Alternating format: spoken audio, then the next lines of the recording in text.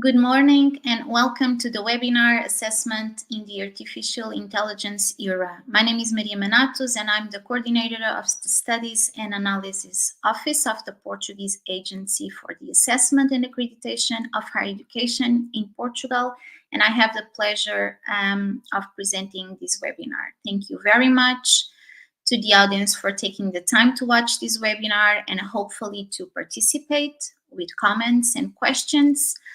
A very special and warm thank you to our keynote speakers and to our colleagues who are participating in the design, organization, and dissemination of the webinar.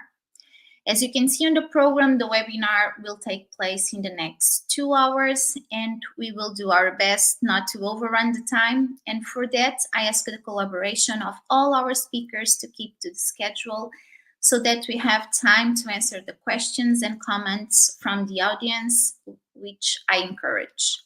This webinar is integrated in the remote project, assessing and evaluating remote learning practices in STEM areas, which has 7 partners, higher education institutions and quality assurance agencies from 3 countries. From Italy, we have the Politècnica of Torino and the Italian National Agency for the Evaluation of Universities and Research Institutes, ANVUR. From Portugal, we have the University of Minho and the Agency for the Assessment and Accreditation of Higher Education, A3ES. And from Spain, we have the International University of Catalunya, the University of Girona, and the Catalan University Quality Assurance Agency, ACU Catalunya. As you can see on the next slide, this project officially started in November of 2022, although the actual start was delayed to the beginning of 2023, and is now expected to end in the end of 2025. This is an Erasmus Plus project, specially boosting cooperation partnerships in higher education. So the project has 3 main goals, as you can see on the next slide. The first goal is to provide an understanding of current assessment and remote learning and assessment practices provided by higher education institutions in Southern Europe in STEM areas. The second goal is to provide user-friendly guidelines and benchmarks supported by external quality assurance agencies to be used by institutions and the rest of stakeholders for implementing and evaluating successful methodologies in remote assessments, provide a roadmap and a sustainability plan that directly addresses how to implement the normative actions. The next slide shows the 5 working packages of this project. The first is project management. The second working package is mapping and clusterization of teaching and assessment in STEM education, which comprises literature review, so basically understanding the state of the art, crowdsourcing screening, and this webinar. So we are now ending this second working package. The third working package mainly comprises survey to professors and students and in-depth interviews and focus groups. The fourth working package comprises benchmark and guidelines for monitoring and evaluating remote learning activities. And the last working package basically integrates the diffusion, exploitation, and sustainability plans for ongoing implementation. So, as I said, we are now ending the second working package, which basically involved understanding the state of the art and discussing it with key stakeholders. And as you can see on the next slide, I will not go deeper into the conclusions, but I will try to emphasize some of the challenges which came up in the literature and some ideas which can be food for thought for this webinar. So some challenges that arose are obviously physical distance, but also the lack of digital literacy leading to difficulties in communicating, the replication of face-to-face conditions instead of adapting to remote teaching, limitations of automated assessment systems only considering assessment results. And as you can see on the next slides, very broadly, what the literature shows is that, and not only the literature, but also from the interviews with stakeholders, we see that independently of the assessment method that is chosen, formative assessment and immediate high-quality feedback allow students to know their strengths and weaknesses. So we are aware that remote education can be a powerful tool and enhance students' learning, especially when allied to face-to-face education, allowing professors and students to combine and use both the best of both modalities. As in the next slide, and what I did is, so several ideas arose from this state-of-the-art that we tried to explore, and I end up trying to summarize those ideas into keywords. This is obviously an exercise with limited utility, but can perhaps help to kick off the discussion. So we have active learning, the engagement of professors and students, collaboration, autonomy in the learning path from the part of students, flexibility, adaptation, reskilling and pedagogical training for professors, learning very much go into the direction of problem solving and into solving global challenges, the importance of citizenship, and of course, digital transformation. Finally, let's then go to the next slide, and let's start the discussion of remote assessment in higher education and discuss the changes, the impacts on higher education institutions, and all the stakeholders in higher education panorama, the challenges, the benefits, the shortcomings, etc. And with no further delay, I will present our first keynote speaker, which is, well, now you can see. Good morning, Marc. Good morning, Maria. Thank you for having me. Professor Marc Alier is an associate professor at the Politècnica University of Catalunya and deputy director of the Institute of Education Sciences. He has been doing research about the e-learning industry over the past 20 years, so I would say that he's the best person to reflect about how artificial intelligence and ChatGPT can change the way we assess higher education. Once again, I encourage the audience to write their questions and comments, which will be addressed in the end of Marc's talk.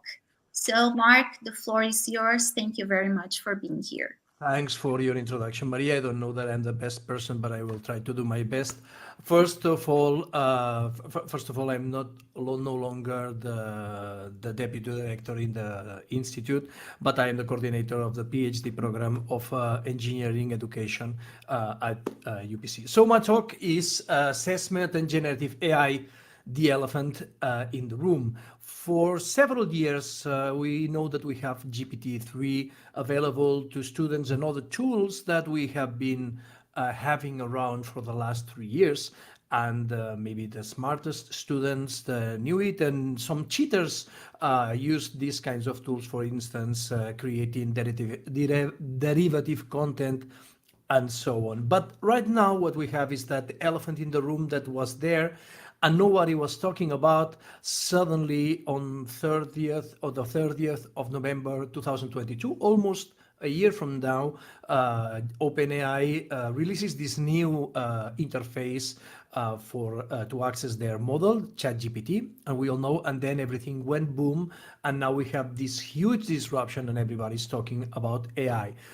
It's interesting because we are reaching this moment of this moment of disruption, this moment when everything changes. For instance, in 2007, 2008, before 2007, 2008, we know we had smartphones, but were something few people had, and some experiments, they were clumsy to use or even dorky, like the Blackberries. And suddenly we got the iPhone and quickly the Android devices, and now we have this new class of devices that transforms everything. And now we have this new class of applications. We can think about Instagram, we can think about Snapchat, we can think about all of the applications and the environments that we use in the mobile scenario that now change and transform how we interact. Yesterday, my father-in-law, my mother-in-law went to have a certification in the administration, and they had a problem because the administration expected them to have one telephone number for each. So now we go from having the phone as something that it's there, or a smartphone as something that it's there and we can have it, and now it's something that it's expected for you to have to be able to relate to the administration and relate to the administration. So we can see how fast the change that a new technology induces in society. So now let's talk assessment and generative AI, which is the topic of the course. So let me change the slide. The second slide I generated yesterday, or to this on last Wednesday. This image. It's a hound. It's a dog sniffing about on the essays about who is cheating. We know this image, or at least this mental image, because we all have in our virtual campuses platforms something like Turnitin or Urkund. What they do is to try to find evidences of copying into the essays of our students. We have to start realizing that this is not a good way to go. Why? Because we are treating the students like cheaters, instead of creating a culture of honor and about honesty and about saying this is my work and you deal with it. We are treating them as a suspects, and we screen them for cheating as we go into when we go into the airport, like they treat us like criminals in this theater of security that they do. You are expected to carry a gun or a bomb, or I don't know, maybe some salami that you cannot enter into the country. You're treated like a criminal. Now we treat with these tools our students as criminals, and suddenly with ChatGPT and other generative AI, we know, and let me be clear, they don't work. I have said it several times during all this year. I have been teaching professors in Spain and outside of Spain about how to deal with generative AI in the classroom. It doesn't work. Let me show you this paper which prove it mathematically. Is this scientist from the University of Maryland did like a theory of information analysis of whether a content generated by AI can be detected, and the conclusions say, when then provided with a theoretical impossibility, it's impossible to indicate that something has been generated by an AI. Why? Because the AI is trying to simulate the person. If the AI is trying to simulate the person, then it's all gone. If the person is lazy and just uses the first thing that the ChatGPT or another chatbot generates for him or for her, well, maybe you can detect it, but for a sufficiently advanced language model seeking to imitate human text, even the best possible detector may only perform marginally better than a random classifier. OpenAI removed their AI classifier from quick, like slowly and without speaking about it, And there are companies that try to sell our universities these tools for detecting AI genetic content. So they don't work. And that's the question I would like to pose to you and think about. If one of these tools can provide false positives, which is an AI says, oh, this has been generated by an AI, and it's a false positive, then we have a huge ethical burden to act on this information. So we have to, as teachers, as professors, we have to think about differently of how to, what kind of activities we propose to our students and how do we assess these activities. If something is as easy to cheat, if we make it as easy to cheat as just tell the ChatGPT or another AI to generate our essay for us, then maybe we are not thinking hard enough and our education is not the best that we can have. And we also have to have think that we are teaching our students to work in an environment when AI is going to be present. So a clever and good use of AI shouldn't be considered as cheating, but just good work. If the work is really good and not something like mediocre generated by the first short prompt that we give to ChatGPT, for instance, copying and pasting the text of the professor into ChatGPT. So we have to think about this. Now, we go to a scenario. I also generated last Monday or Tuesday this comic book with DALL-E and ChatGPT. In this scenario where the student has some homework and given the elephant in the room, asks a robot to create the essay for her, and then the student delivers the essay to the teacher, and now the teacher is going to use the robot to evaluate the essay. So we have this like Kafkian situation that we may go through. Sometimes I have been in this situation. For instance, in email, I get some PhD students send me a letter, then I say, okay, I smell that this has been generated with a chatbot, and because it's too long and the way it's redacted, and then I'm going to use a chatbot to summarize it for me, and then to generate a response for him. So chatbots in the middle all the way, turtles all the way. But this is not everything.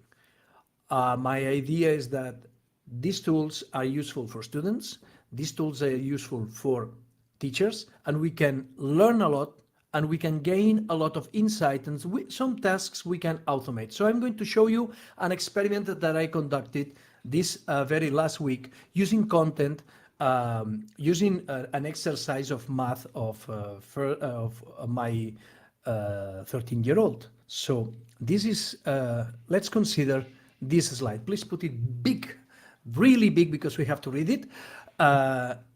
Maybe put my face another place because it's can we put my face other way? So this is the exercise. It's an exercise of math. The exercise text says, the exercise is about ordering some fractions. We have to order the following numbers from minor to major: 7 fourths, 9 fifths, 3 halves, and 8 thirds. And now let me go through the prompt, because it's not a casual prompt. It's a prompt that I have developed over several tries to make a good assessment and to make ChatGPT provide me with the best impression. First of all, this is ChatGPT 4V, the version that is able to read and access images. So I tell the chatbot that the student is answering in Catalan, so he has the language context. Now I said that the student is presenting fractions and it should not calculate it, because in previous answers I saw that ChatGPT, when presented with a division, it said it calculated the result of the division. I didn't want that, so I said the student presents a fraction and does not convert it into decimal number and should be considered as a fraction in this answer. Now I tell directions. I tell the model how I want the model to behave. I tell him, first, solve the problem. Then find out the problem, how did the student solve the problem, and determine if the strategy is good or not, and derive from the strategy the knowledge of the domain that we are evaluating of the student. It's instructions, it's sequential instructions for the model. Last, determine if the answer of the student was correct. Then grade the student on both criteria, and only if needed, propose how the student can orient his learning to improve. If the writing, now there's a final note, if the writing of the student is difficult to interpret, be kind. For example, if a number can be interpreted as a 0 or as a 9, assume he wrote the correct one. So let's see how, let me talk a little bit more about this prompt, because it's really important. This prompt considers the idea and the understanding that the model has a context. This context of the model is the model knows things and is going to interpret and analyze and act on this context. As the model is generating an answer, this answer is getting back into the model. This is really technical, but it's key to understand if we want to use these models properly. When I tell ChatGPT to make the solution to the problem, this part of the solution, this first part that we have here before the student's answer, the model is going to know when he's going to see the answer of the student. So everything that he outputs is going to be considered in later instructions. So we can provide with detailed instructions, and ChatGPT is going to follow instructions. We can go, so we see that the model is able to make a solution of the model. It's able to read and interpret correctly the letter of my son, the writing of my son, and it's going to provide an analysis of his strategy, and it's going to provide an understanding, and it sees that he's made a mistake, and is going to provide a grade of 7 for the strategy and a 5 because it got two fractions out of order. And now it's going to provide me a recommendation. While it's good to be able to compare fractions directly, converted to decimals can make conversions easier and more accurate, especially with fractions that have different denominations, and what the student can practice. So now we are in a situation, we have tools that are able to read even written responses. We can automate this into programs, and crafting accurate prompts and iterating from that, we can not only make an autocorrection. We have been for 20 years with online quizzes, making autocorrections and taking work out of the hands of the professor. We can have a detailed analysis of the understanding of the student, what the student is getting and what is not getting, and we can provide with this assessment for the professor, so the professor can know for each of his and her students what is the level of understanding, and we can provide personalized exercises, and we can provide personalized lessons. Maybe this student needs to go in this track. Maybe this student has to go through. This student needs to go through a lesson that he has not understand because it shows here. Maybe this student needs more time because it's in a hurry and now it's doing mistakes that he shouldn't do. All of this information we can put into the model and use it not as a tool, not as this hound, as this beautiful hound that is sniffing and saying if everything is correct or not correct, but something to help the student improve his doing. And to do that, we need to understand how to craft the prompts and understand the technology. And of course, the chat is not the best interface. We need this understanding to put it into applications within our learning management systems. And this is smart learning applications, which is my field of research currently. So teachers, students, let's everybody enjoy the ride, and do not forget the elephant in the room. Any questions? Thank you very much, Marc, for this very interesting presentation. And so you emphasize a lot the benefits of, or at least how students and teachers can benefit from these tools and from ChatGPT. But what about the challenges of the implementation of these tools in daily assessment in the context of higher education? Yes. What, Yes, I have which been are teaching. the ones that you think are or how you see the implementation, the really implementation of these in the present and in the future, of course. First of all, what we have to understand that now we are just in a moment of explosion of new technologies that are being developed at a very fast pace. Maybe this is going to plateau in the near future, but right now during 2023, the acceleration of capabilities, a number of models, and the capabilities of these models is just accelerating, and it's crazy. When I have taught to professors in the university about ChatGPT, usually one of the questions that they said, for instance, in my example, ChatGPT knew how to solve the problem that I proposed because it was a secondary school problem of math, a really simple problem of math. And so professors are going to say, ChatGPT doesn't know how to solve my problem of mechanics of fluids or something like that.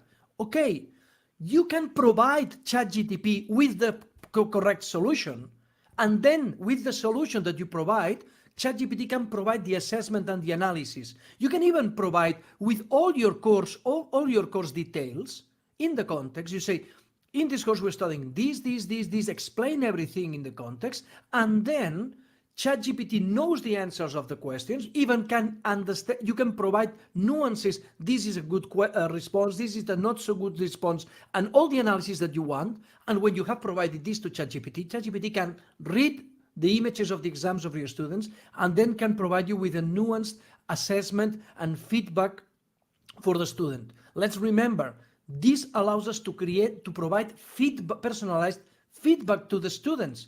And feedback is something that we usually don't provide. We just provide with a number and you go on your own. And now we can do a lot, and we can even suggest the students, you should read this, you should read that, maybe you should repeat this exercise, maybe be aware of this, you made the mistake here.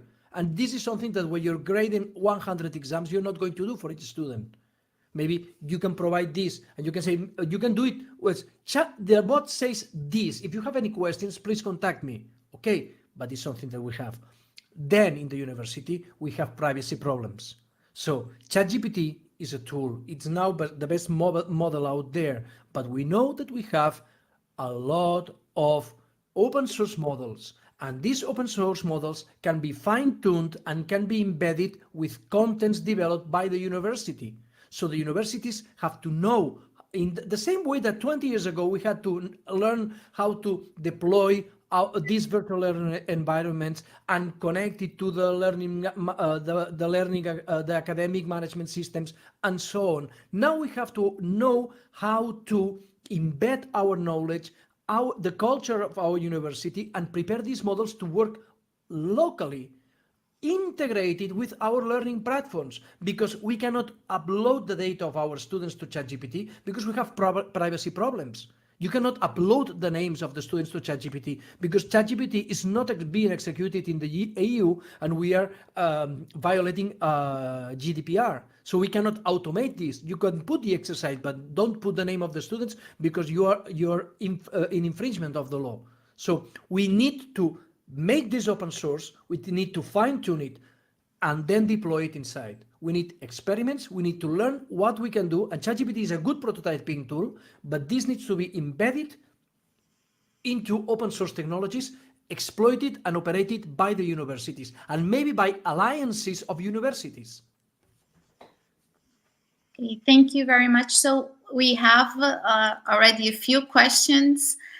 We have the questions of Marty. Thanks, Marty, for your question, which is a different kind of dimension of the issue. How can artificial intelligence help us avoid perpetuating biases and inequalities in education? If you see that is possible and can make that contribution. Well, there's two questions here. So one is about biases, and one is Mhm. about inequality. Mhm.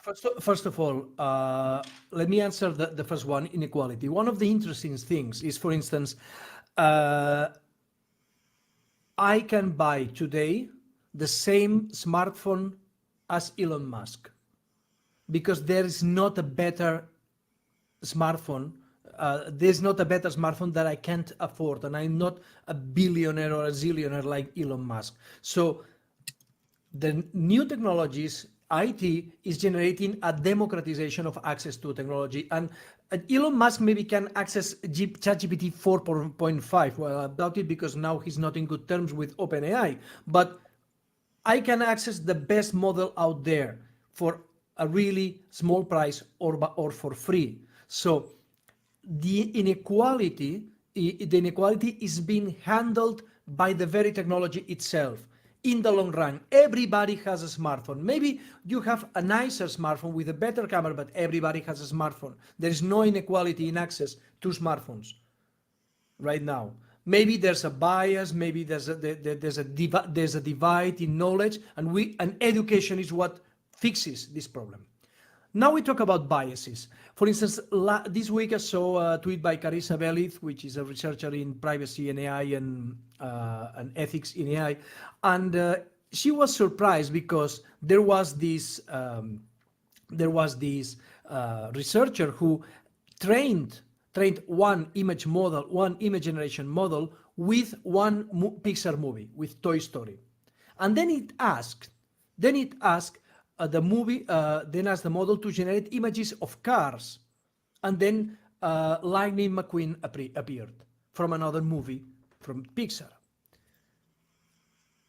The model without the retraining with Toy Story wasn't able to generate Lightning McQueen. Why? Because there was a fine tuning that prohibited. There's this content. The trainers used the content from Pixar, all the content from Pixar, to train the model, and then they said, do not output this information as a filter later. Then another one trains the model with train the model with Toy Story, and then ask for cars, and Lightning McQueen was out. Why? Because it was real in the model. We can try to use fine tuning to block some biases, but the biases are in the model. So this is a problem. The problem is not technological, it's societal, is in the society. And our biases are going to be back from these models one way or another. So we need to deal with them in another way. It's not a technological problem, it's a societal problem, and we need to deal with it in societal ways. That's my answer. I have 5 questions. Maybe I have time for 2 if I behave and I don't delay myself a lot. So, Yeah. uh, Well, maybe we can go to. I think there's 2 questions that are similar. There is more. Which other technologies might yeah. universities integrate? So Juan, Juan, there's. Juan has No, go ahead. Juanan has a really interesting question. Hello, Yes. hello, Juanan. Uh, so the answer is, first of all, as you, Juanan, know, there are open source models. That's nice. Somebody has made the effort and to expend the money, the effort to gather the data and the energy and the computing to create these models. Okay, and it's really interesting. But the interesting thing is not the model itself, because somebody else has done it, and we can have similar model, but it's in data sets and strategies and developments over the same architectures. We can have different models that right now in the scene we have Llama 1, Llama 2. The model isn't. We need interoperability. What we need is to have fine-tunings, embeddings, architectures to use and to exploit these applications that we can connect to many architectures of models, and there we should spend our money. If we spend our money just to work in one architecture of open source, then we are like investing ourselves a lot in these architectures. Like in learning management systems, we need interoperability. So our developments and our work and our fine-tunings and our possible embeddings can be plugged into many different models, so we are future-proof. Okay, maybe we go to the next question of Robert Valente. Going behind the tools and technologies, what will be the role of academics in these next decades? Can you reply, because I was reading one question? No. But do you prefer to answer to another question?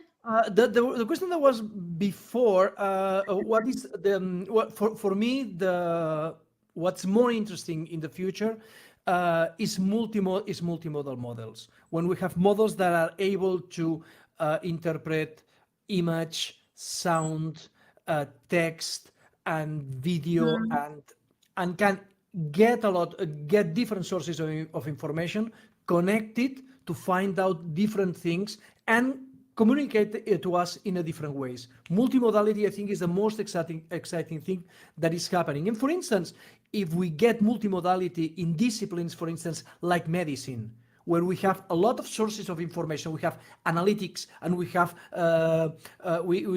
CT scans, and we have sensor data from these things. Now maybe these models can detect things in a more clever way, because it's not just one dimension that you make in an analysis of health, but different dimensions, and we can make really great improvements in a lot of fields, because we, as humans, we focus on one day. It's, for instance, like assessment. You are assessing this test, but it's not only this test, it's this test, and it's a lot of information about the student, and it's a lot of things that happen that you can use not to put a grade, but to help better the student to learn better. That's the goal. And the problem is that this is written with privacy issues all over the place. We also have a question of Domenico. Thank you, Domenico. About the repeatability. Can you tell more about this repeatability of artificial intelligence? So can the answer I get vary, even the question is always the same? Yeah, that's the issue. You cannot have repeatability with if you want interesting answers. For instance, if you have a database and you want to know the contents of a table in the database, you absolutely want repeatability. The same query will also provide the same results, because it's what the database is about. You want data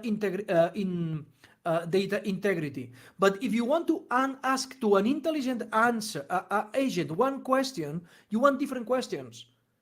The same question that you're asking me today, next week maybe I will provide a different one, because I hope an intelligent agent. So when you are dealing with this kind of AIs, you don't want repeatability. You want a clever answer. If you need a repeatable answer, you need a traditional information system, like a database or a system built on top of a database. And we have here a comment of Lucia about the competences of academics. So this we can make it a question. So many academics at the moment don't have the competences to be able to use the artificial intelligence in this way to enhance both formative and summative assessment. How you see this? I would say a challenge of the competencies or the lack of competencies of academics. Yeah, here we have three aspects. First of all, the interface. When we 10 years ago or 20 years ago, we had to learn to use a learning management system. The problem was the interface. We had a lot of options. It was complex. For instance, if you want to create an online quiz, there's a lot of things that you have to, a lot of boxes to tick, and they have to be correctly, they have to be correct in order to get what you want. But with ChatGPT and other models, it's really easy. You just have this text. It's a chat interface, so it's deceptively easy. It's deceptively easy. You don't need to learn the interface. what the way that I prepare the courses that I give to professors is to focus in two things. One is to understand the impact of these tools in the society, and that's why I speak about history and speak a little bit about philosophy and about the impact of these tools. And then I need them to understand, at least to have a grasp for what the models are about and what are the underlying concepts. Before I was talking about, for instance, about the context. You need to understand the context.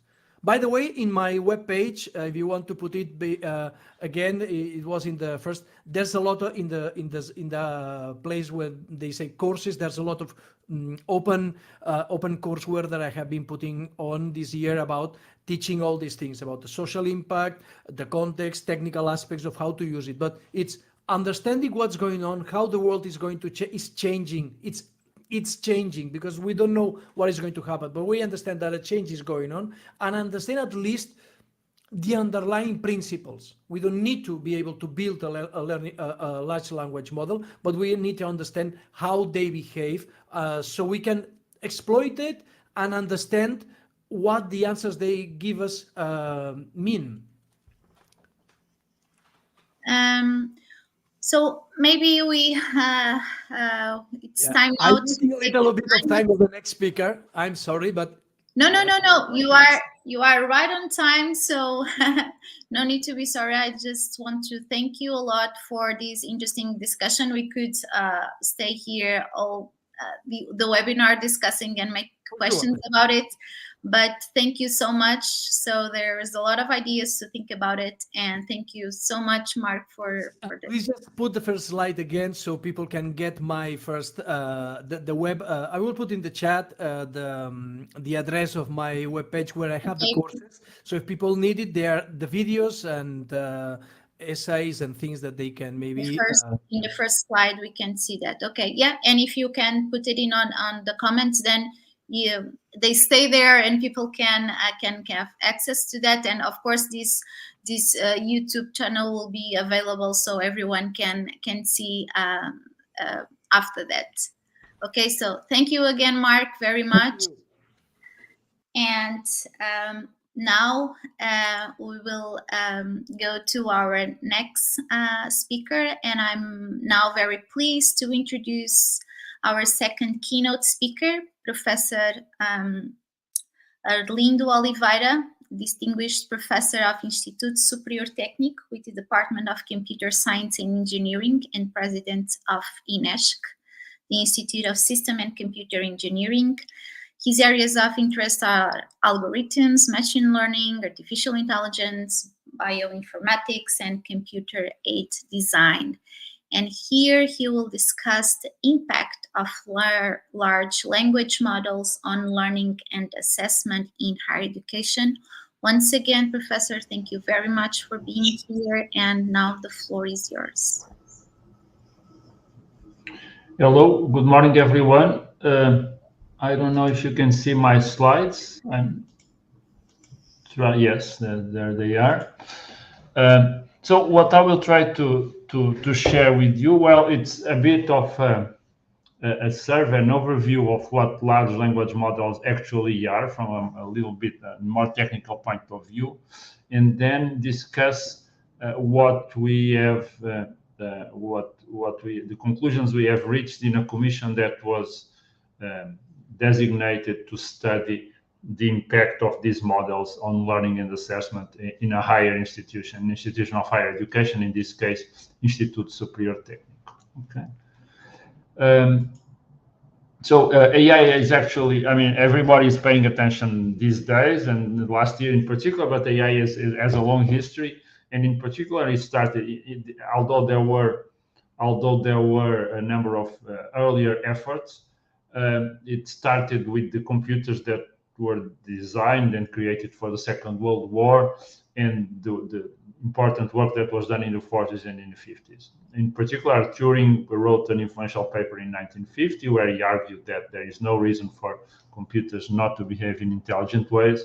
And then there were a number of developments that started 55, 56, and that led us to the present day state. Large language models are just one aspect of AI. Is certainly artificial intelligence is not just large language models, but they have attracted a lot of attention. In part, this is due to what is known as Moravec's paradox, because the earlier efforts in AI, focused on things like theorem proving or playing board games, which turned out to be actually relatively easy to program, but recognizing faces or understanding speech or language were actually very hard to program. And only in the 10 years since about 10 years ago did we start making significant progress in these tasks that are very easy for us but actually very hard for machines. Behind all this is the key concept of machine learning, which is actually what is creating the revolution that we are assisting, because all previous approaches to AI, where people try to hard code intelligent behavior, came to very little. But when the idea that actually was also proposed by Alan Turing in 1950, the idea that you should be able to teach a computer from examples, it makes it much more robust. So Pedro Domingos called this the master algorithm, the idea that we can have basically one single algorithm that can be used to create many different algorithms. You can see the boxes in blue, while in general you need a specific program for each task when you use a computer in the traditional way. When you use machine learning, you can just create a new program from many pairs of input-output pairs, as you can see in the blue box below. And this is really behind all the significant advances in artificial intelligence in the last decade, from language models to computer vision to generation of images and videos and other tasks. There are many paradigms for machine learning: symbolic methods, methods that work by analogy, methods that are statistical in nature. Regression is a good example. But the connectionist methods that use neural networks, very simple units interconnected by weights, actually are have shown to be the most powerful ones for problems of high dimension in vision and language. How do they work? Basically, you have these simple units. They are connected by weights. They are inspired in the synaptic weights that interconnect neurons in the brain. And then you can adjust these weights to obtain the desired input to output mapping. These weights are actually obtained by a mathematical method called gradient descent, where you basically minimize the error. Imagine you have only two parameters and you want to minimize the error. You can see there the error surface. So you do this gradient descent. What is happening today is that we are minimizing the error in systems which have hundreds of billions of parameters, so almost close to 1 trillion parameters. And this is what is behind the revolution, the deep learning revolution that we are assisting today. Well, here I had the video, which I'll not be able to show because I can only use PDFs here. And so let me move forward. The first language models are actually fairly old. So the first one was proposed by Claude Shannon in 1950. His objective was to estimate the entropy of the English language. And since then, in these 75 years, we have had hundreds of different language models. Some of them are statistical, some of them are logical, some of them are grammar-based. All of them can, in principle, be used to generate text that is in accordance with the model. The modern language models, the one that have created all this enthusiasm, are basically on something called the transformer architecture, which is basically a specific form of neural network architecture that is based on matrix operations and a number of concepts that I will detail. The words that are embedded in a specific space, in a vectorial space, in high dimensional space, and then the model is trained to predict the next word. So you can say it's self-trained because it looks at text and is trained to predict the probabilities of the next word, and then you can generate text according to these predicted probabilities. This is just an example of the embedding, in this case a two-dimensional embedding. in reality, the embeddings are in higher dimensional spaces, like 1024 is the most used dimension, and they preserve semantic meanings. That's why these models can extrapolate between languages and between contexts and make analogies and so on. Because these embeddings are actually a very important part of the models. They preserve semantics, and they enable the model to extrapolate and to make inferences about relations between tokens. The models also use a model, what is called a self-attention model, which basically enables the neural network to relate different words, different tokens in a sentence, possibly very distant, possibly hundreds or even thousands of positions apart. And this self-attention model, this self-attention method is a key part of these models. All of this is packed together in a number of very efficient matrix multiplications that are then mapped in a very efficient way to GPUs. And this is one of the reasons why these models are so powerful and can be used in such large-scale systems. So here I had a small animation, but we'll just go with the static thing. So imagine on a very simplified language models that you start a sentence with an I, right? And then you can say love or hate, for instance. Let's imagine it's 50%. And if you love, maybe you love cats, more cats than dogs. And if you hate, so as you move along in this tree, you can see that the context limits the possibilities. For instance, if you say I hate spicy, then afterwards it's probably food, right? But if you say I hate snakes, then maybe. So the key point to understand, and this is a bit related with the previous speaker, is that as you give more and more context to the model, you restrict the possibilities and you make the model more accurate. So accurately choosing the right prompt, which can be a very complex prompt, it can be many lines or even thousands of words long. Choosing the right prompt is very important, because that in a sufficiently powerful model, that limits what the model can generate and makes it better at generation. So the current models, the GPT-3 is a model that has been launched in 3.5 years ago. It was already very powerful. It was a model trained with text that if someone were to read it, will take 5,000 years of full-time reading this text. So it gives you an idea of the huge amount of text that was used to train GPT-3. It was already very good in many conversations, although it could be led astray. For instance, this is a conversation in July 2020 about the effects of COVID, which it predicted correctly, and then also on the future impacts of when all this money came out of the bank accounts. And so this was a prediction in July 2020 that we're going to have inflation, which turned out to be true against the expectations of the economists. And by just changing slightly the prompts, you can see in this example, for instance, you can make it give much more interesting and much more detailed answers. So this was a bit covered by the previous speakers. It can also be used in many applications, for instance, writing computer codes. In this case, it writes a program in Python, or even slightly more complex programs in Python. Even if it's not fully correct, it can be of help for people that are not familiar with these languages. But then in some cases, when it goes out of its comfort zone, it still makes obvious mistakes. So for instance, how long will a plane take to fly to the moon? And you have to give it a lot of information until it gets the right answer. So you can see these examples. The first answer is wrong, the second answer is still wrong, but then if you give it more information, it can deduce from that information the right answer.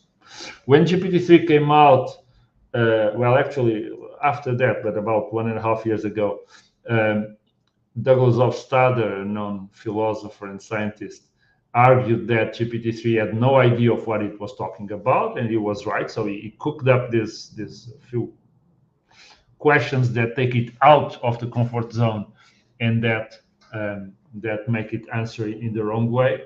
But then more recent developments that led to ChatGPT corrected many of these problems. Not all of them, of course. it used what was called the human feedback reinforcement learning. It trained the model to understand the best answers, the best path on that tree that I have shown, and then with this trained model, it get much better results. And I have a few comparisons. I guess not. So GPT-4, which is the successor to ChatGPT, was actually trained on multimodal inputs. You can query it with not only text but also images and drawings and pictures and so on.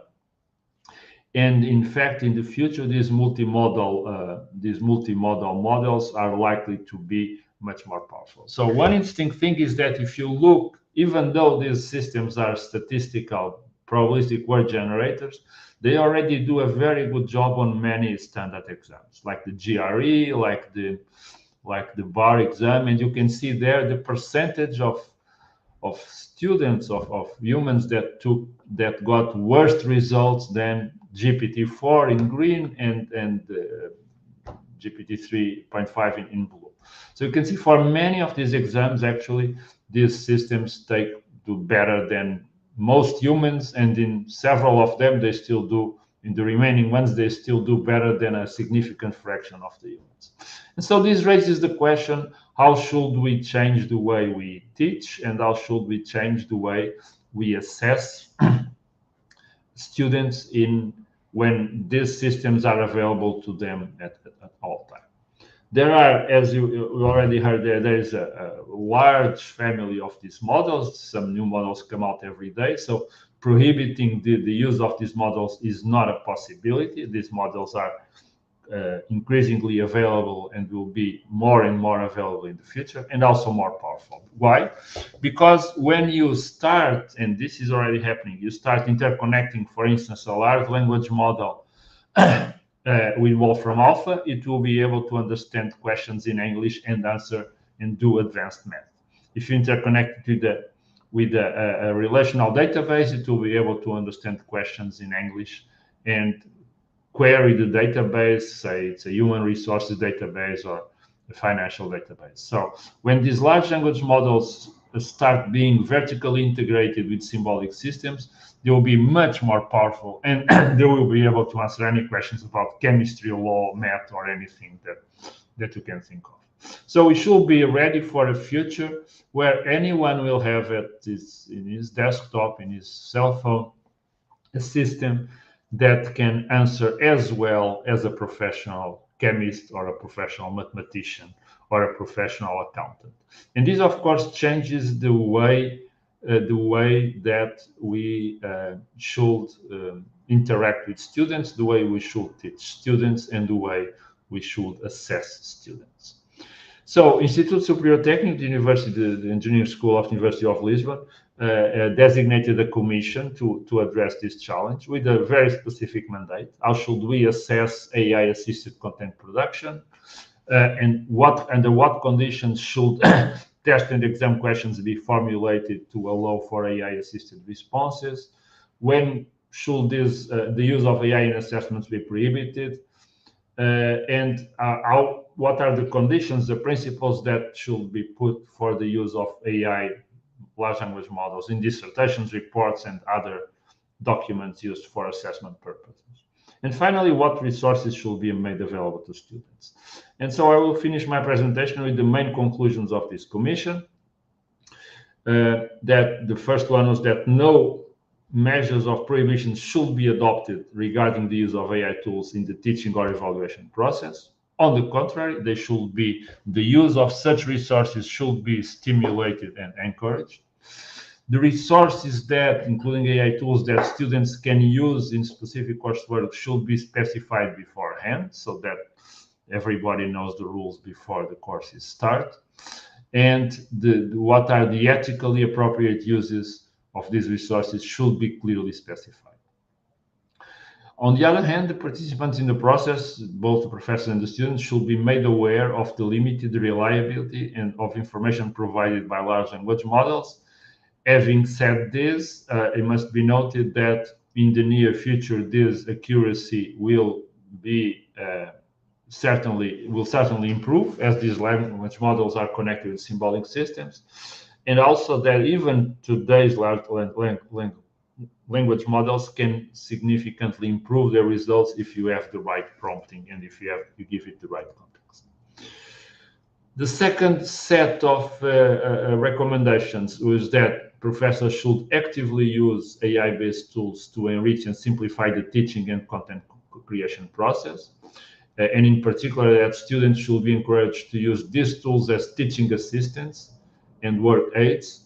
And in particular, they may use these tools to enhance the quality of their report and dissertation. So they should use these tools not only as private tutors, which they are already doing, but also to improve the quality of report and dissertations as long as the process is documented and it's explicitly reported which components were corrected, summarized, or drafted by the language models. And the probably less obvious conclusion was that as remote assessments become harder because of the ability that students have to consult these systems, probably all or almost all the courses should include assessment components where the use of these tools is not possible. That means in-person exams, the physical exams with physical presence, so that we are able to assess also whether there was effective acquisition of knowledge and skills. This is something that goes a bit against the current because Técnico was heavily involved in using project-based learning. But if you use only project-based learning, only methods of assessment that enable the students or allow the students to use these tools, then you'll never be sure whether the student actually acquired any relevant knowledge or skills, other than, of course, communicating with the language models. And finally, there was also a recommendation that even courses outside the computer science and the EE area should enhance the training in the field of AI and machine learning in the different courses. So those were the main conclusions of the commission. I presented them here very briefly. There is a full report on this, which I can make available. And basically this is it. So this is just a number of interesting books on the topic. The Master Algorithm by Pedro Domingos it's a good book on machine learning, and a few books on the impact of these models on the economy, but also on society in general. And so with this, I finish my presentation, and I am available for any questions. I don't exactly know how remove the slides now, but thank you very much. Thank you very much. Maybe we can pick some of the questions that were not answered, and I think can be connected to also to your presentation. For example, the question of Eduardo Esteves, saying that the ChatGPT referred to was the free 3.5 or the 4.1 paid version. Won't these contribute to widen the tech gap among academics, higher education institutions, etc.? So if I understood, the question is whether people have access to the free 3.5 or the paid 4.0 makes a difference and can create a gap. Is that the question? Yes. Yes, but I think this will be very, very temporary things, right? I mean, we'll have plenty of models in the near future, and GPT-4 will not be the dominant technology in just a few months. So I think this is changing so rapidly that I don't think that is really an issue. It is true, and I've experimented, GPT-4 is significantly better than GPT 3.5, but I think in 6 months or so, we'll have things that are probably better than GPT-4. So I think it's a moving target. So whatever is true today will not be true in 6 months. Okay. Frederick also asks about the reluctance to the use of these tools, which is the first step to encourage the use of these tools for those who are reluctant to I believe, more directly to Professor Ward. That's a good question. I mean, I can only answer part of that, right? I mean, for society at large, I may just suggest that people try it, but in particular in the academic environment, my suggestion is that professors in all areas are strongly encouraged to use these tools themselves, to make experiments themselves, and to think how they can be used to improve the teaching. And for this, I think we have to do something more than just tell them, go and use the tool. I think we should create scripts and examples in areas as philosophy, as history, as law, as engineering. We should create scripts and let the professors try with the script and see by how using the right prompts and using the right context, you can get very interesting answers out of these models. You can talk with a peasant on the Middle Ages, for instance, if you are studying history, or you can talk with a Japanese person right after the bombing of Hiroshima. So all these models have sufficient information to, in many cases, provide interesting reenactments, for instance, or history, or the points of view that you cannot normally access. So they can be used in many things, but you need the right prompt. So if I were in a position of responsibility in universities, I will probably create specific scripts and invite professors to use these scripts to see, so that in a guided way they could understand how these models can help in teaching, but also in tutoring the students, right? I mean, the students are already using this, but I think if the professors help them in that way, we will move towards a more personal experience of the students, where they not only have access to the professor 2 hours a week, but they have access to a personal tutor anytime they want. Okay, thank you. And we have a question now more related to the quality assurance. So it's from Vasco Lança, a colleague from the agency. Do you know any examples of the usage of artificial intelligence in quality assurance systems to summarize feedback information, deal with big data, find inconsistencies? How can this also help the quality assurance system? Yes, I'm not overly familiar, in particular in the education area.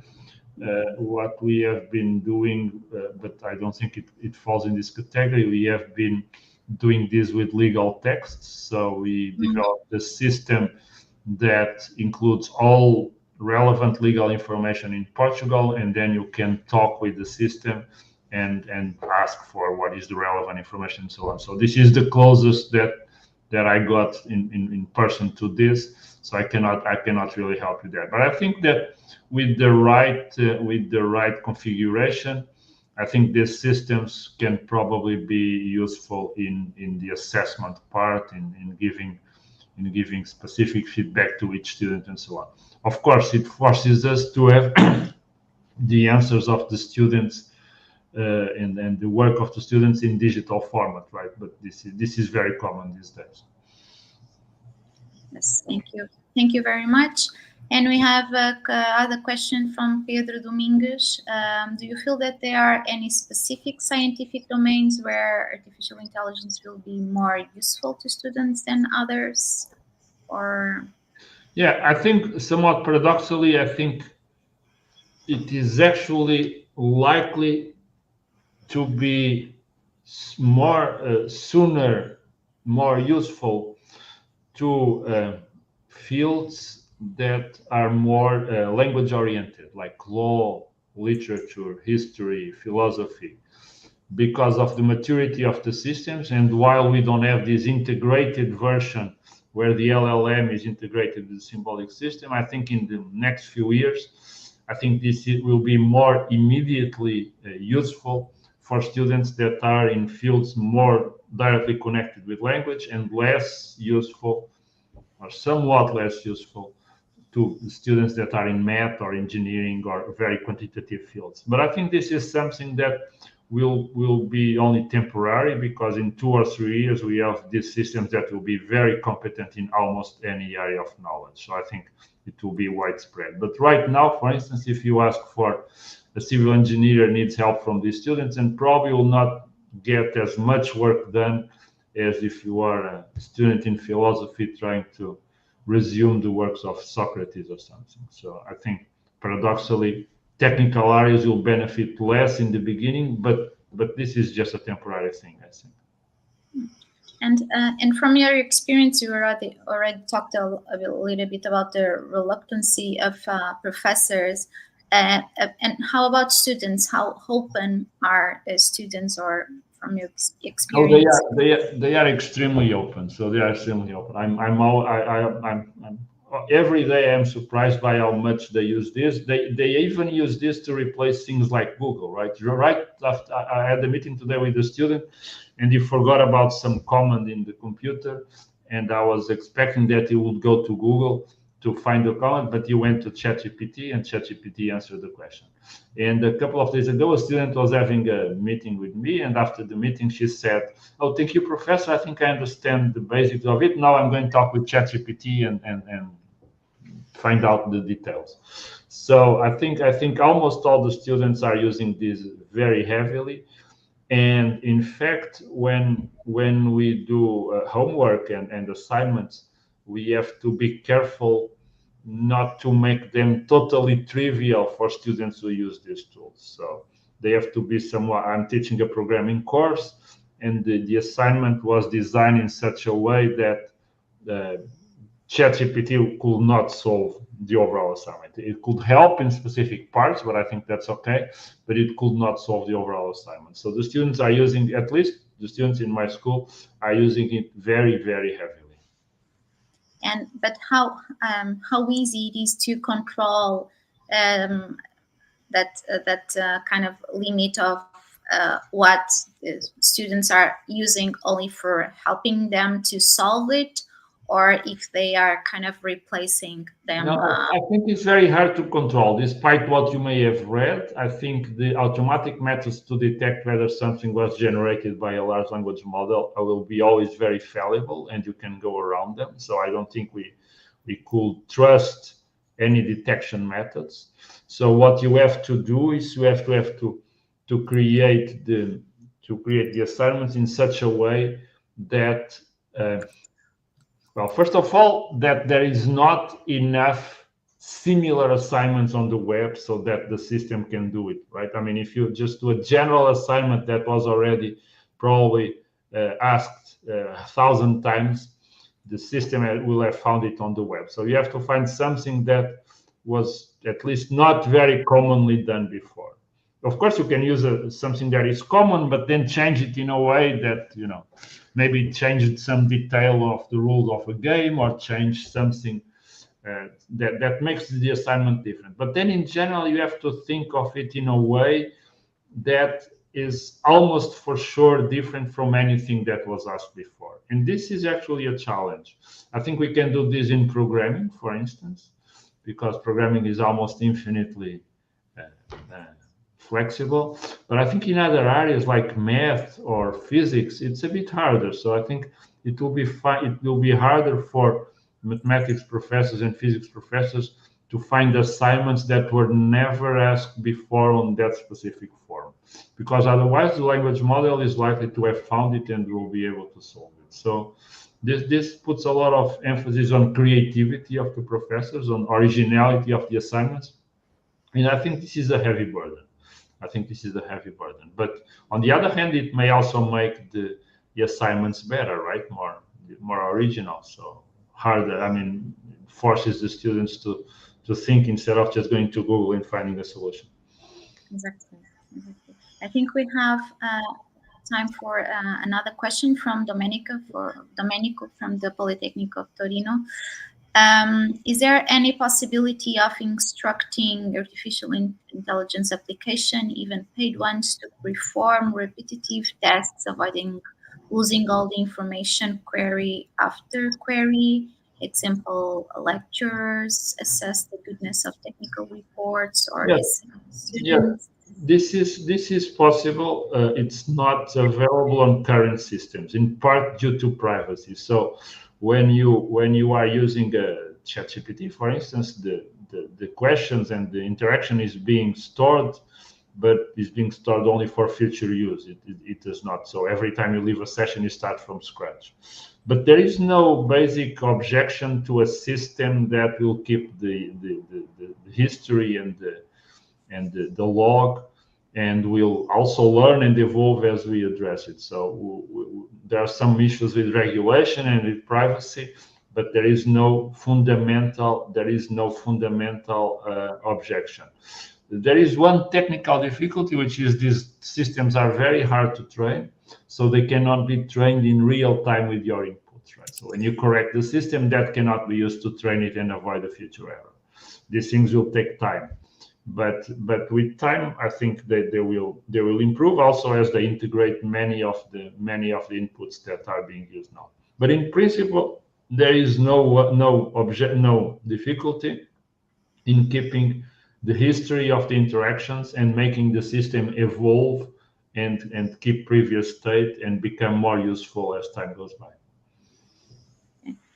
Just one more, well, it's more a comment, I think, about what I asked before about how we kind of control what students use or not. And Rui Fernando Caldas emphasized that we should control the process. We don't need to control which tools the students use to find the solution. We need to control the process. Did the students solve the problem or not? That's the important point. And I think I don't think if I fully agree, because I mean, if you ask the wrong questions, right, questions that were asked before that are relatively trivial, the student doesn't need to know anything. It just needs to put the question to ChatGPT. ChatGPT answers may provide a very detailed and correct answer, but the student did not understand the topics that were, for instance, let's say you are computing some mathematical function of something. So the student can get the right answer by just asking ChatGPT. But if the objective of the course is to teach him in math, then he did not learn any math. That's why we argue that this ability to use these tools should be complemented with assessments where you cannot use the tools. And of course, they will not assess the same thing, right? I mean, you can ask much more complex questions when you can use a tool than in the other case. But the assessments that require physical presence, I think are important to make sure that the students at least understands the basic knowledge that we want him or her to get from the course. So we are right on time. So thank you very much, Professor Arlindo, for your availability and your interesting presentation and discussion. And thank you again very, very much. Thank you. Bye-bye. And it's now time for our roundtable, which will be moderated by Professor Marilena Maniaci, professor at University of Cassino in Southern Lazio and member of the governing board of ANVUR. So she will moderate this roundtable. She will introduce us the participants, who will give certainly different perspectives about the remote assessment in higher education, and who will in the end answer a few selected questions from the audience. So again, I encourage people watching to make comments and questions to our participants. So Marilena, the floor is yours. Yes, thank you very much, Maria, and good morning to everybody. We have listened to two very, very inspiring presentations, keynote presentations, and also to very inspiring discussions. So now we will try to delve deeper into some aspects, or also shift the attention to the focus to other implications of the use of EA in teaching and learning and in assessment. So I'd like to address the first question to Professor Fabrizio Micari, who's full professor of manufacturing technology and system and is also former rector of the University of Palermo. And of course, I'll ask him to answer, but then also if the other participants to the roundtable want to add something, they're of course welcome. And the question is, the university as universitas magistrorum and scholarium, that is a community of professors and students, has been for centuries a place of physical and intellectual growth. So in your opinion, and basing on your experience, is it possible to reconcile the increased use of technology in higher education with the need to preserve the role of teacher-student relationship, the value of social network in present social networks and personal development? And if so, how? Please. Oh, first of all, thank you very much for asking me to take part to this very important webinar. And really, I followed the previous presentations, and they were very interesting for me, and I believe for all the community. Well, we are speaking about the future of new generations of students that will become the graduated of the future, and that will create the society of the future. And of course, they must be well aware of all the new technologies. This is the first point. We can discuss about everything, but anyway, people that is going to be the professionist of the future, of course, must be well aware of the new technologies, of the new possibilities that are offered by science and technology. And it is almost clear that the way to learn has been changing in the last 10, 15 years. It is absolutely clear that nowadays the availability of knowledge that students have is much larger, is incredibly larger than it was before. So of course they must know what is AI, they must know what is ChatGPT, what is augmented reality, everything, virtual reality, and so on. They, of course, they must have all this knowledge, but they have to maintain some basic issues that are just the basic of their learning today and their life tomorrow. I mean, what we are trying to give to the students is, let's say, critical knowledge, sapere critico, we call it in Italian. That means that they must be able also to understand, to maintain some capability, critical capability, to have some, to distinguish among or in the field of all the knowledge that nowadays is available. All these instruments are okay.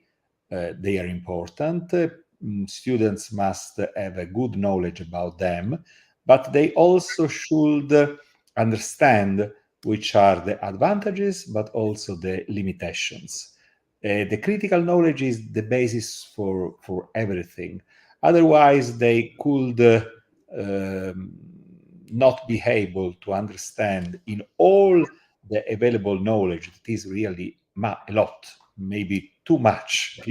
Students nowadays, through internet or the other issues, can reach every kind of knowledge, but they must be able to understand what is true, what is not true, what is good, what is not good, and so on. And nowadays, this is probably much more difficult than it was before. Once this point is established, of course, the advantages that are offered by AI, by the availability of knowledge that nowadays we have, are incredible. Of course, people in the field of medicine, but also in the field of mechanics, of physics, and so on, can have the possibility to learn in a much more diffused and deep way than before.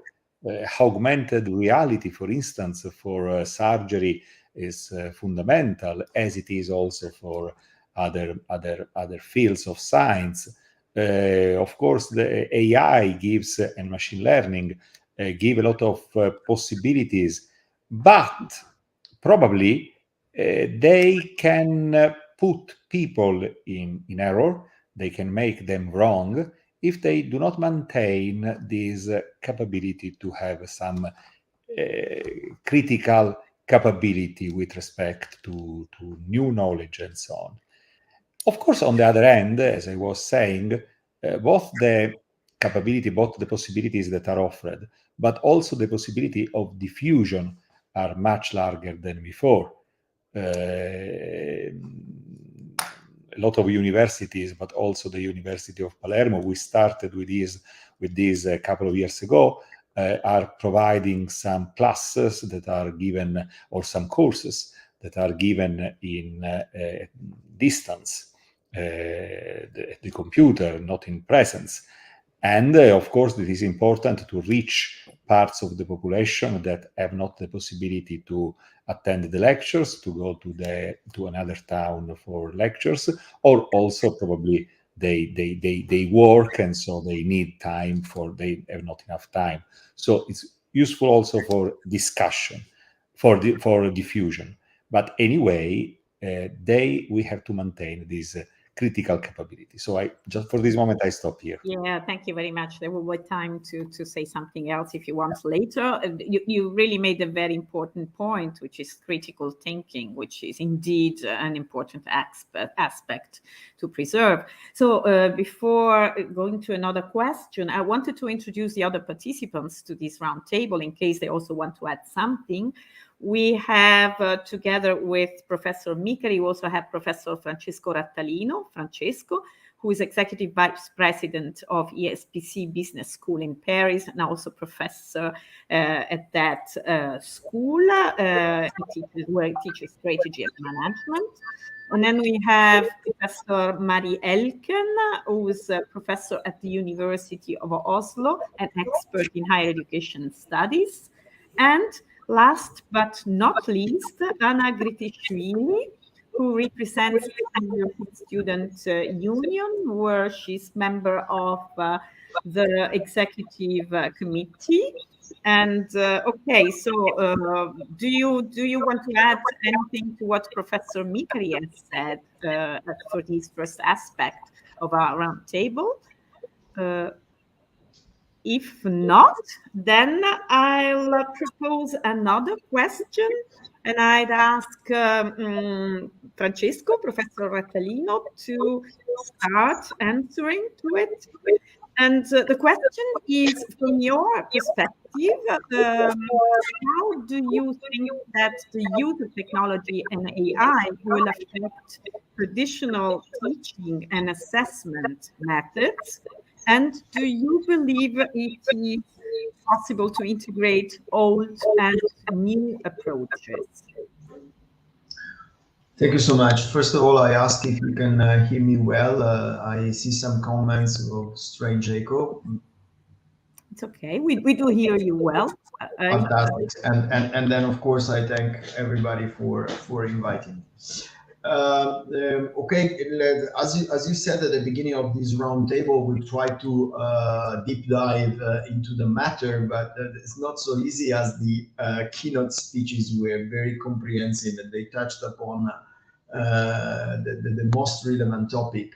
So I'll try to be brief, and maybe we leave it for the Q&A session, and so that we can go deeper in the area where all the attendants might be a little bit more interested in.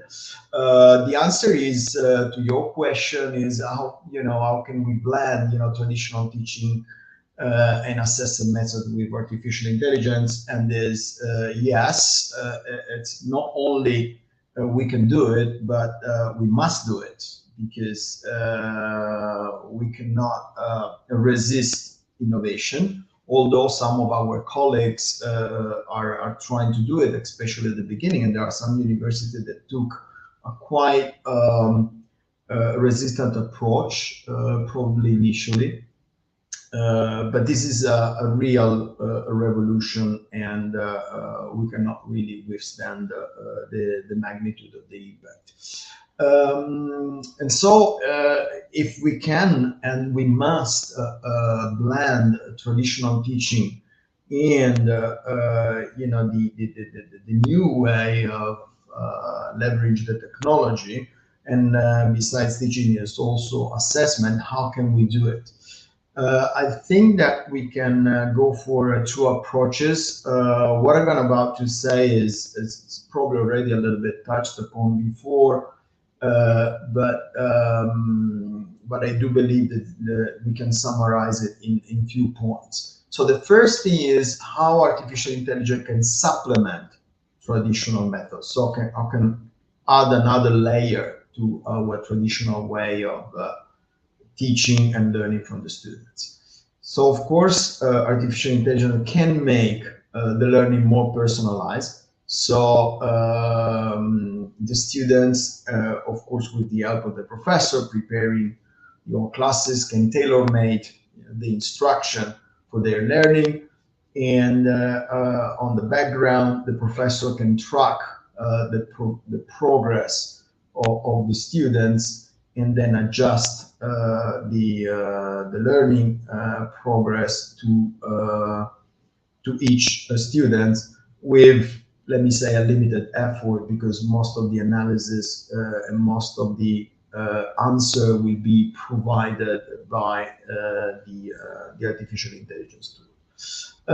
Besides that, of course, artificial intelligence can provide real-time feedback. I think that, at least in business school, but I'm sure also in university, the continuous assessment is always a tedious assignment for professor, because it's not very easy to be done. But definitely artificial intelligence can help on that. And not only evaluate students while the classes are progressing, but there are also, as I touched before, provide suggestion and immediate feedback, so that the learning happens not only at the end of the module, but during the module in the right and proper way. Last thing that can be really leveraged by professor, and I know each and every one of you will be happy about it, is automatic grading.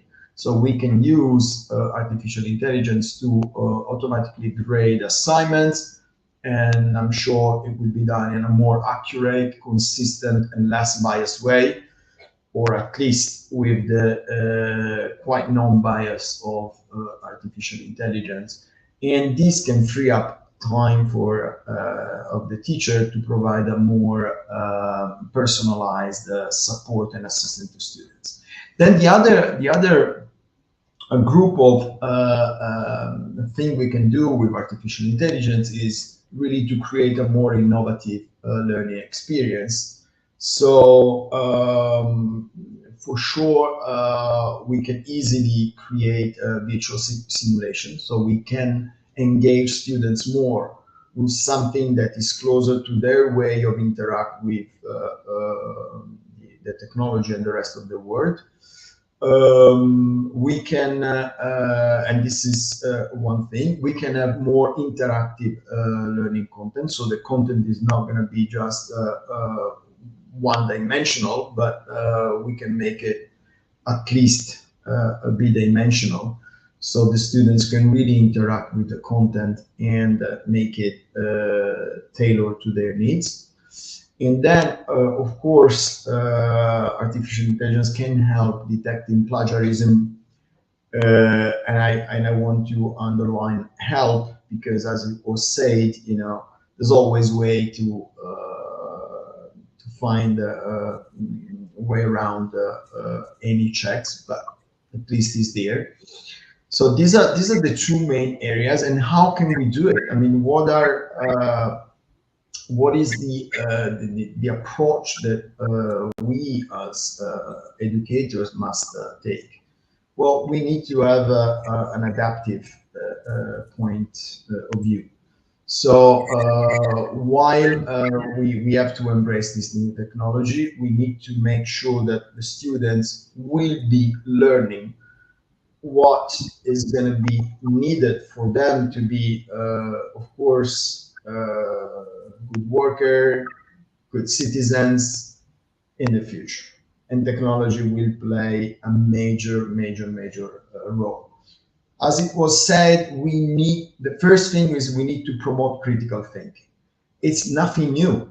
I mean, I remember that critical thinking has been there since education existed. We can recall the allegory of the cave by Plato.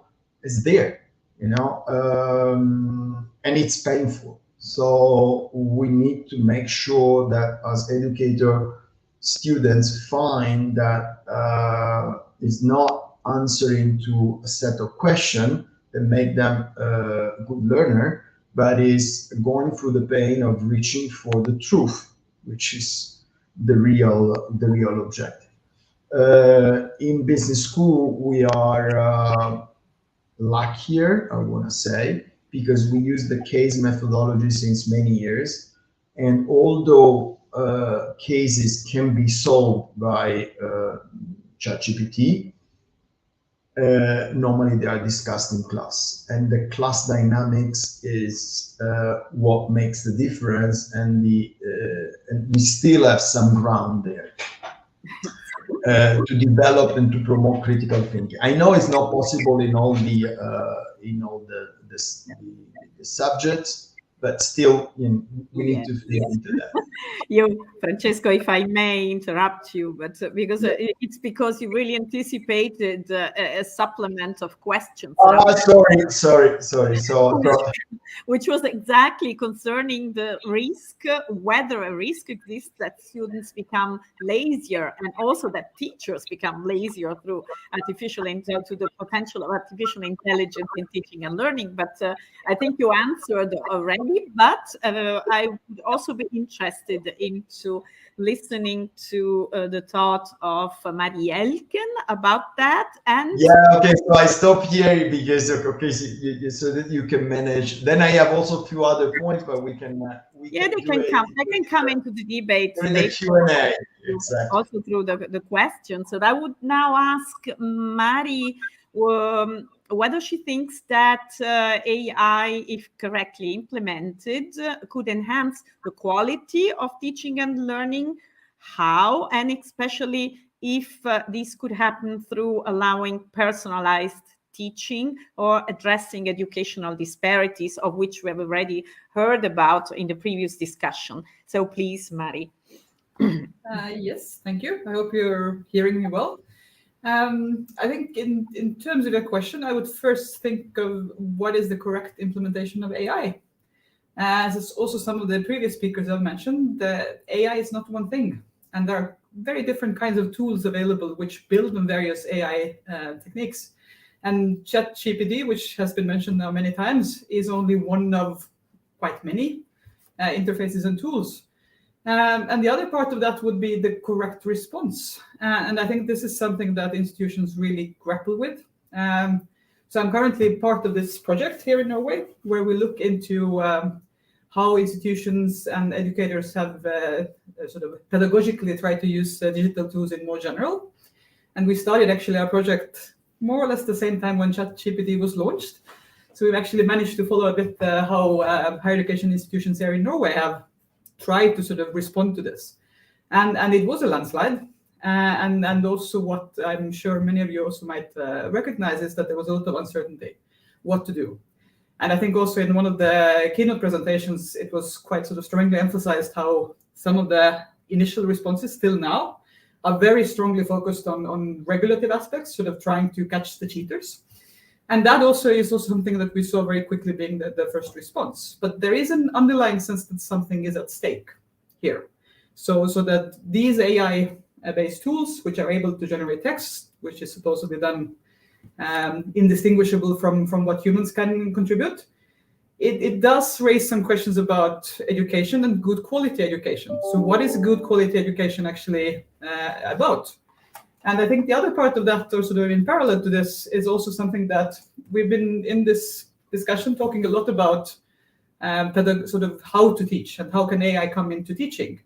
But I think it's also, we should keep in mind that AI-based tools will also change the content matter. So it will change the disciplines, it will change the professions. And that will also then have implications of how we teach. What do we consider good quality teaching in the particular disciplines? So I would say, if we sort of start thinking about, one is about correct implementation. There are many correct implementations. The other part is that it will also change our content matter quite substantially in the coming years.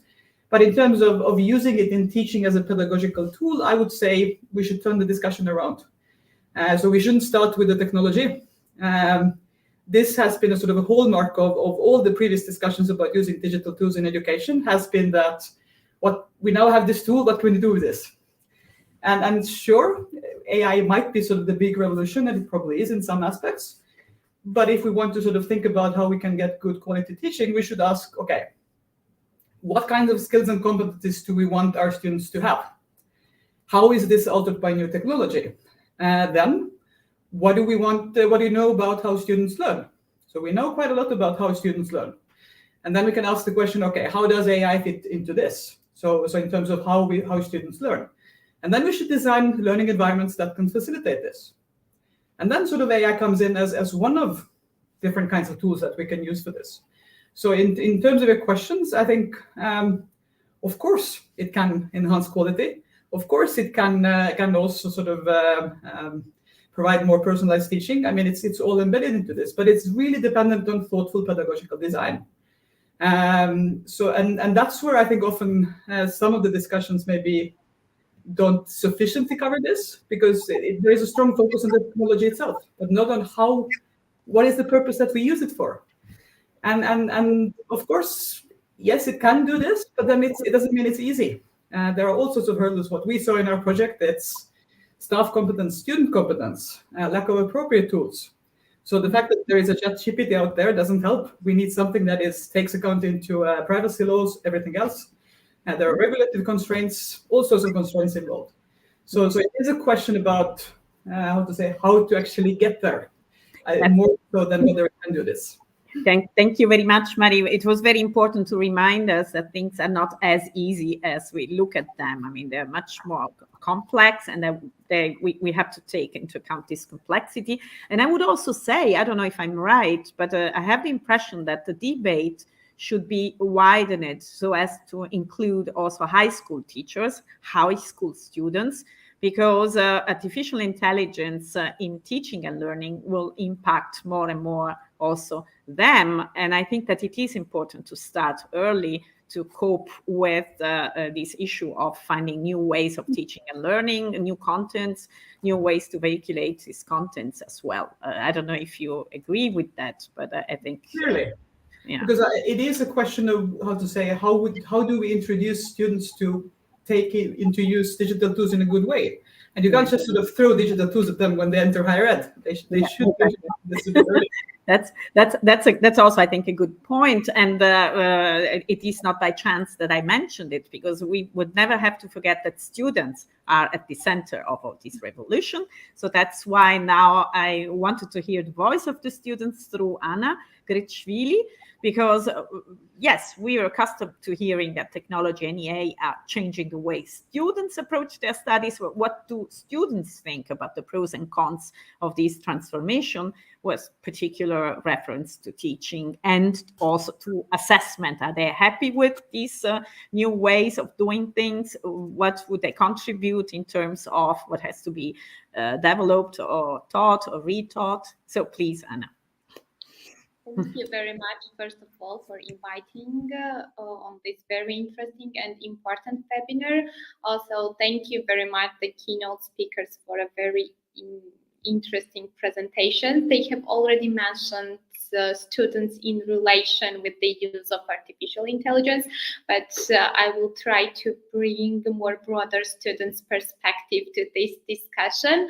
European Students' Union has already published a resolution on the artificial intelligence advances and its impact on higher education, and now we're working on a statement.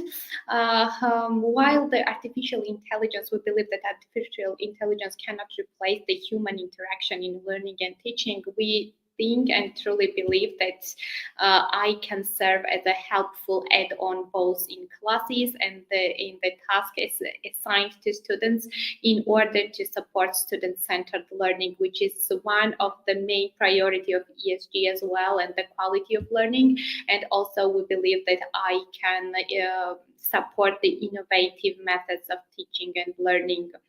Decisions about using artificial intelligence technologies in assessments are typically made based on various factors, including about cheating, maintaining the integrity of the examination process, ensuring fairness for all students. Institutions may also have concerns about potential for students to access unauthorized information during exams, which could raise ethical issues. While assessment based also on knowledge remain crucial in many subjects, it is also essential to reconsider assessment methods that are vulnerable due to artificial intelligence. If a subject can be evaluated using a methodology replicable by AI and still maintains relevance, the question of exploring new evaluation methods has to be asked. So we believe that the institutions should think to reconsider the methods of assessment. Similar to the transformative impact of the internet and research engineers, AI's opportunities should be put to good use. The focus should not be on banning the internet or artificial intelligence if assessments can be conducted online, but rather on evaluating the relevance of a test when answers are readily available through these tools. Considering AI tools as a tool, it's crucial to address issues of accessibility and equal opportunity. We also believe that no AI tools should be prohibited in assessments where other technological aids such as computer and internet are allowed. However, this condition should apply only if the AI tools remain openly accessible to the entire population and that AI is used as a tool, not a replacement for the assessment. The arrival of artificial intelligence in education is also an opportunity to improve assessment and learning and teaching methods. And as I already mentioned, it is some kind of tool to find a new and innovative methods of teaching and learning. Also, we think that with the help of artificial intelligence, the good feedback and instant feedback could be given to the students, which is also very important for the quality of education. And also, we also believe that artificial intelligence can find the new ways for the students with disabilities. So it's also very important that countries need to integrate the integration of AI policies in their digitalization policy. And of course, we think that I can support student-centeredness and innovative teaching and learning methods, while we should also take into consideration the data protection issues and academic issues as well. The previous speakers has already mentioned that students can legitimately use the artificial intelligence in coursework. Of course, we agree that artificial intelligence could not be prohibited, but the institutions and the governments should help the good integration and well integration of artificial intelligence and teaching and learning, and we should support students and academics to find the best way of use of artificial intelligence in teaching and learning.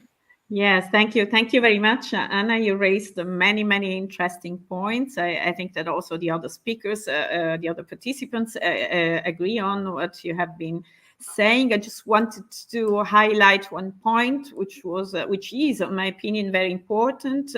It is a point concerning accessibility and equal opportunities that has to be taken into account when we talk about these new tools and also more generally about these new possibilities and the turn in teaching and learning that they imply. So before giving the floor to the external public, if there are questions, I wanted to ask the participants to the round table whether they have something to add on any of the topics we've been discussing until now. So I don't know who wants to add something. Fabrizio, maybe, or please. The microphone, please.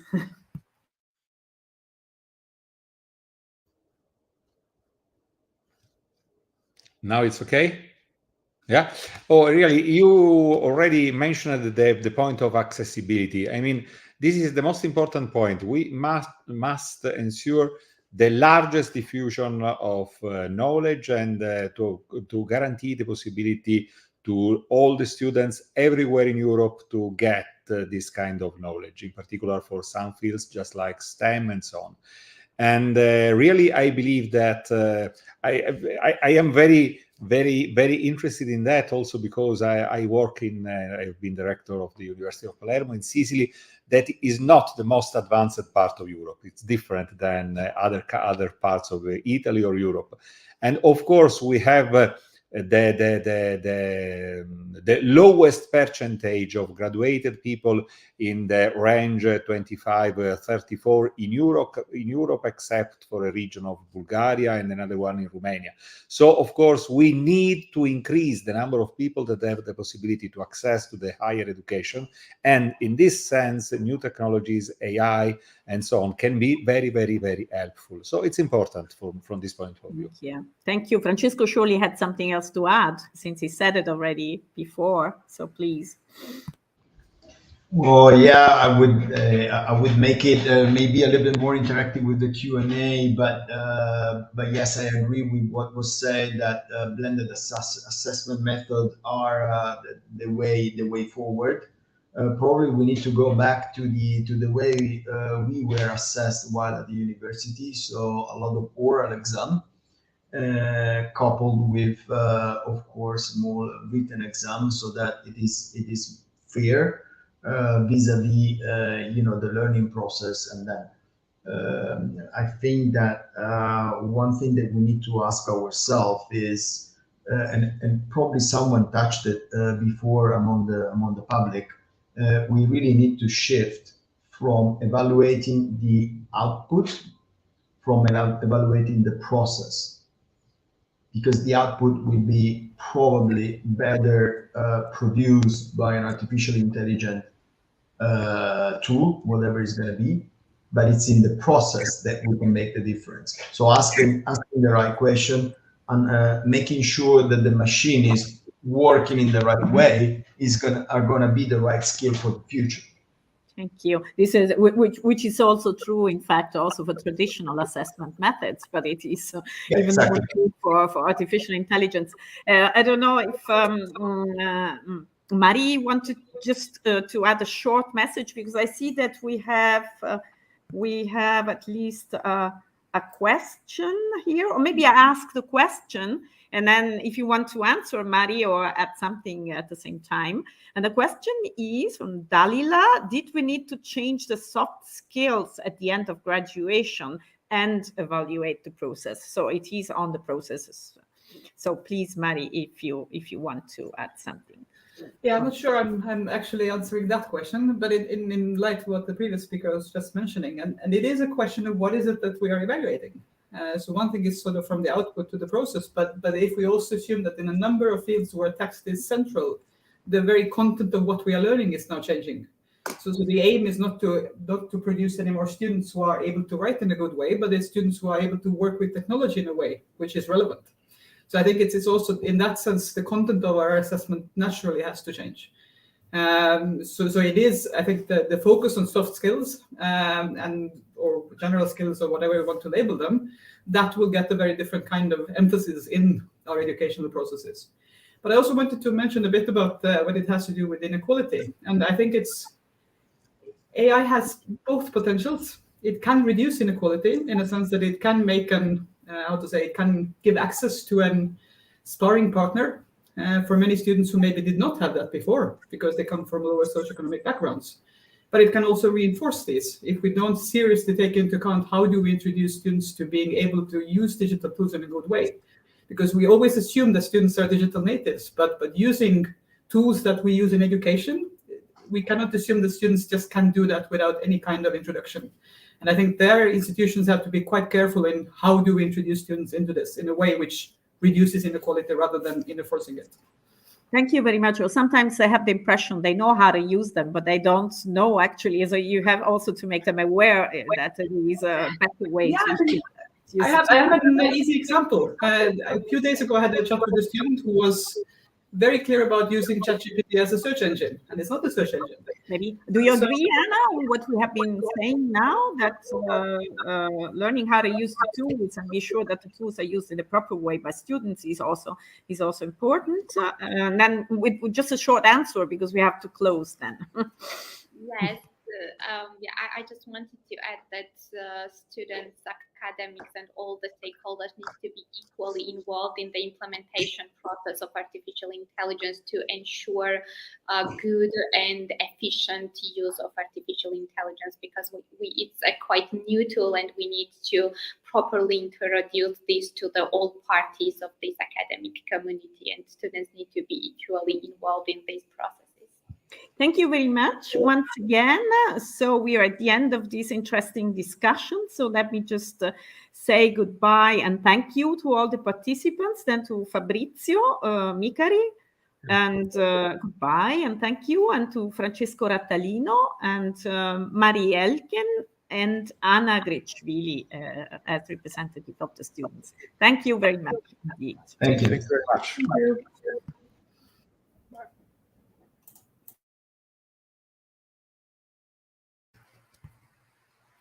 We don't hear you. So I was just thank you very much, all the participants again, and to you, Marilena, for moderating it so well. So thank you very much. I think it was really interesting. And so to close this webinar, I will give the floor to Carme Edo, who is a senior advisor at Catalunya. Good morning, Carmen. And good morning. Go ahead. Thank you, Maria. Well, good morning from Barcelona. It's like an almost rainy day, so let's see how ends the day. As we approach the conclusion of this session, it's time for make some final remarks.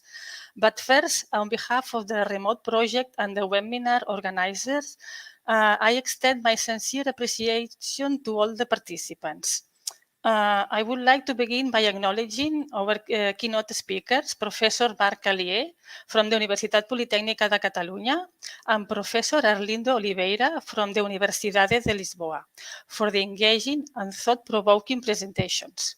I also want to express our gratitude to the participants in the roundtable, Professors Fabrizio Micari, Francesco Rattalino, Mari Elken, and Anna Gvritishvili, giving voice to diverse stakeholder groups. All the speakers have provided valuable insights into the changing landscape of higher education in terms of learning and assessment, driven by the arrival of new players such as AI. They also highlighted the opportunities and challenges that come with this evolving landscape. And last but not least, I would like to express our gratitude to the audience. With over 120 attendees, your questions and engagement have enriched the outputs of this session.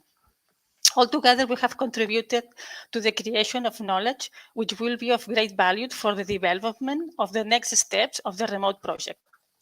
Having said that, I would like to point out some of the key topics that have been discussed during this session. I took some notes, so I'll try to give to you some feedback.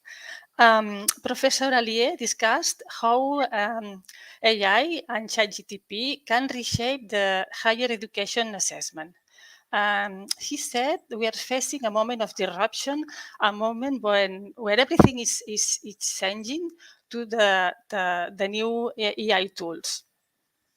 Right now, we are not trying to find out how to detect cheating, and we must go further away and make clever use of AI. These tools are useful for the students and teachers. And for example, he showed us that if you well use and with the right inputs and instructions, AI can provide teachers a detailed analysis of the student knowledge and can allow to give students personalized advice and feedback.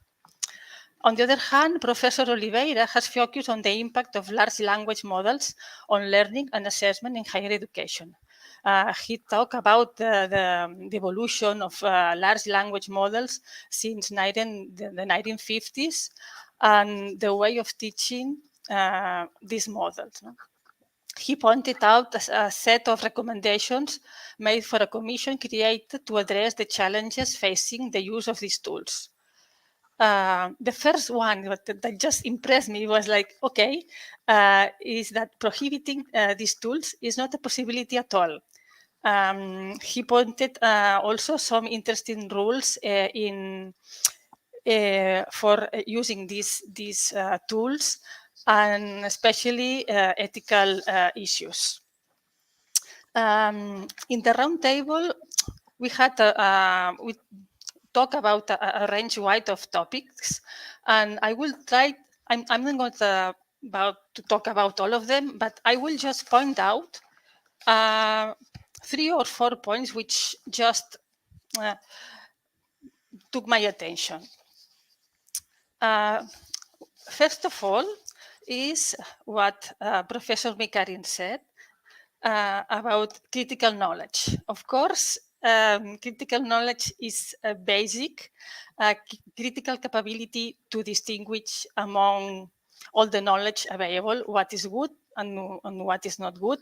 That's very important. It's always been important historically, as it's been important, but nowadays it's also one of the critical things. I want to talk about the correct way of implementation of these tools.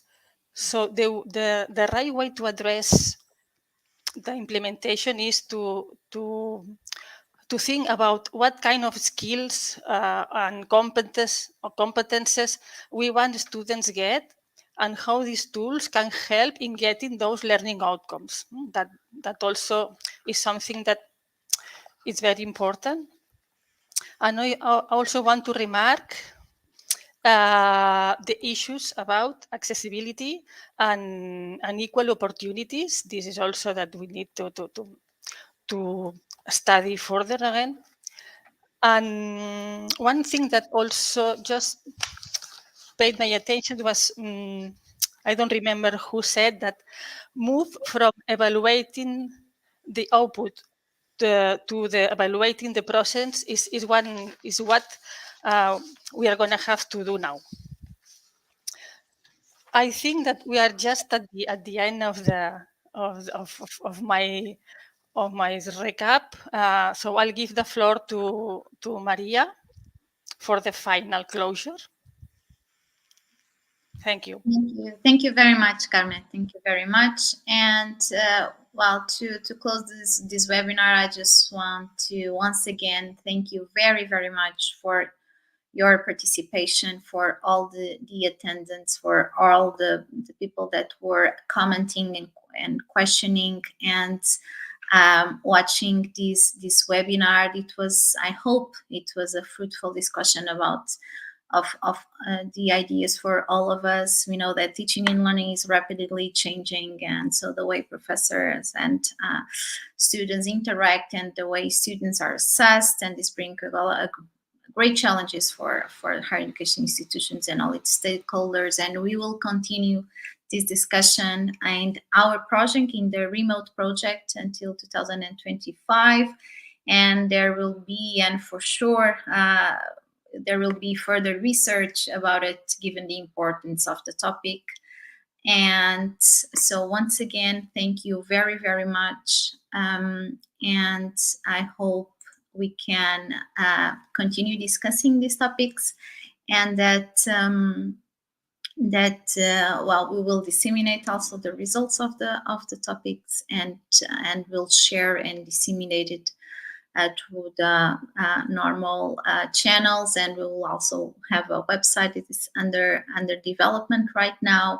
And once again, thank you very, very much for all the contributions and the availability of the participants and the speakers. And to everybody who watched this webinar, I hope you enjoy it, and it was a pleasure also to present it. Thank you very much.